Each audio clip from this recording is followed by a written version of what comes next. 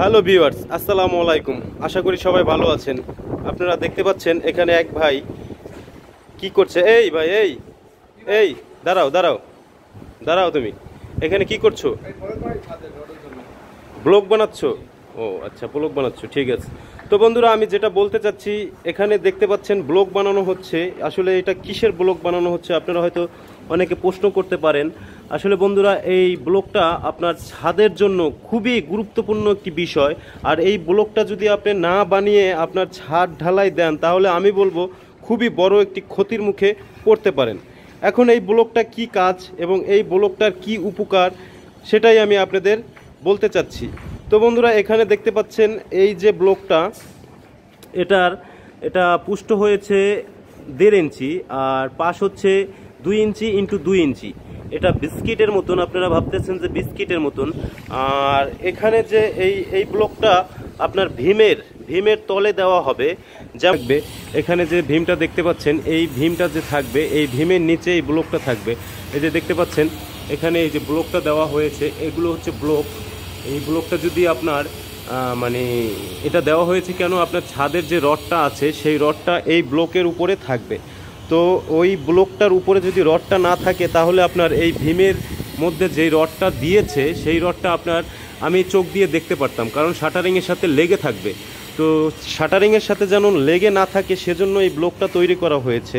আর অবশ্যই আমি বলবো, এই ব্লকটা তৈরি করে আপনার ছাদের যে রডগুলো আছে সেই রডগুলো বিছানো প্রয়োজন। আর এটা যদি না বিছান, তাহলে আপনার ছাদের জন্য অনেক বড় একটি ক্ষতির মুখে পড়তে পারেন। বন্ধুরা, এখানে যেটা দেখতে পাচ্ছেন, এটা হচ্ছে 2 ইঞ্চি ইন্টু 2 ইঞ্চি, এটার পুষ্ট হচ্ছে 1 ইঞ্চি। এটা হচ্ছে এই ছাদের যে রডগুলো, এই যে দেখতে পাচ্ছেন জায়গায় জায়গায়, এখানে জায়গায় জায়গায় ব্লকগুলো বিছানো আছে। এই যে দেখতে পাচ্ছেন এই যে ব্লক, এগুলো জায়গায় জায়গায় এই ব্লকগুলো বিছানো হয়েছে। আমি আপনাদের দেখাচ্ছি। আর এই ব্লকটা যদি না দেন, তাহলে আমি রডগুলো চোখ দিয়ে দেখতে পারতাম, কারণ শাটারিংয়ের সাথে রডগুলো লেগে থাকতো। আর শাটারিং খোলার পরে সেই রডটা ক্লিয়ারভাবে দেখা যেত। আর এই রডটা আপনার ক্লিয়ারভাবে দেখা যাবে না, এবং এই রডটা আপনার ছাদের সাথে লেগে থাকবে না। এটা আপনার ছাদ এবং রড এবং শাটারিংয়ের মাঝখানে 1 ইঞ্চি গ্যাপ থাকবে, কারণ আপনার ছাদ ঢালাই দিলে আপনার ছাদের যে রডটা, সেই রডটা আপনার ঢালাইয়ের ঠিক মিডলে থাকতে হবে। তাহলে আপনার ছাদটা স্ট্রং হবে।